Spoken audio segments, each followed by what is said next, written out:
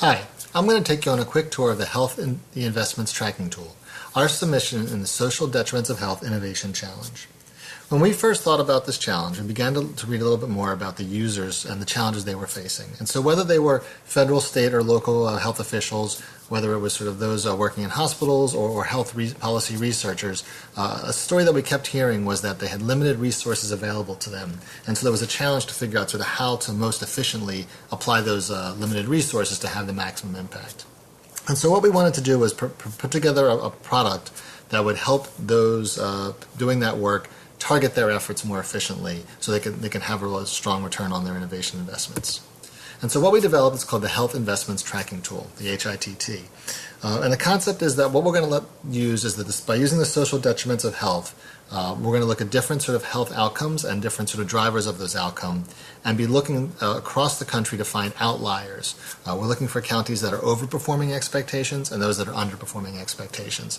So we can sort of study those more carefully and look for where those who are overperforming what they're doing well, and also looking at those who are underperforming expectations, what can be resolved, might be some low-hanging fruit to address.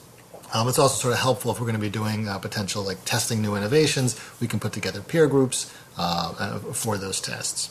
And the way the system works is that it's similar to the concept of the outlier theory that was made fairly common through the Oakland Athletics from the Moneyball, where they used this sort of data identification of outliers to generate models for sort of players who were performing outside of expectations, either above or below the mean, and sort of modeling their team based on that. And that let them sort of compete with those who had higher resources by sort of having that kind of innovation. And so we've taken that innovation and applied it to sort of to health policy. What we have put together for the first phase of the challenge is we have sort of the concept. Additionally, we have some designs. We also went and we put together a functioning prototype with actual data for one of the social determinants of health. And we're going to go ahead and take a quick look at that right now. So what we're viewing is the economic determinants of the SDOHs.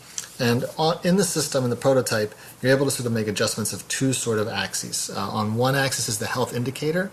So this is the outcome. So if by default we have the county health rankings, but those could be different outcomes. So it could be obesity, life expectancy, diabetes. And on the other axis, we have the social indicator that's sort of driving those outcomes.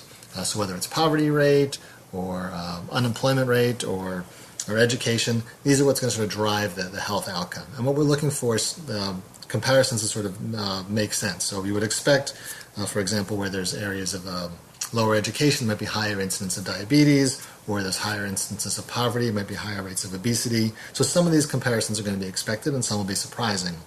And the users can go through and sort of play with all these different data sets and look for sort of this comparison. For the case of this demonstration, we're using the poverty rate against county health rankings. So the expectation is that as poverty rate increases, those health outcomes get worse. And so what the system does is it plots all the counties across the mean, and that's viewable on sort of a chart view or a map view. And then you're able to go in and sort of identify the outliers. So you can see any county and sort of where they fall in the mean, so you can see their poverty rate and their expected ranking, and then the actual ranking and how far they deviate. And then those who are sort of outperforming expectations, those are in the blue and above the fold here. And then those who are underperforming expectations, those outliers appear below the fold.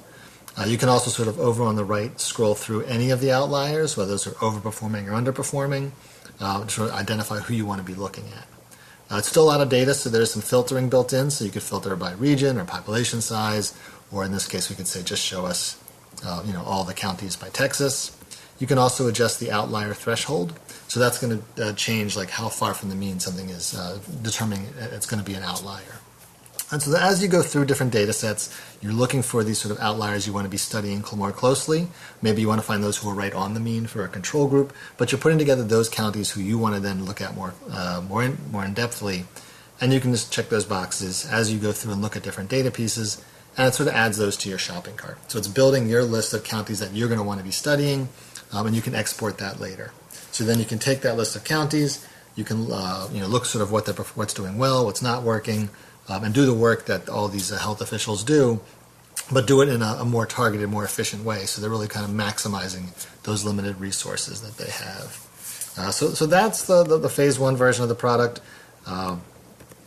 In the next, if we get to the second phase, the goal would be to bring on several different data sets that we're looking at, so we would support all of the 5 SDOHs, additionally apply the designs that we've already done, and some other UX improvements.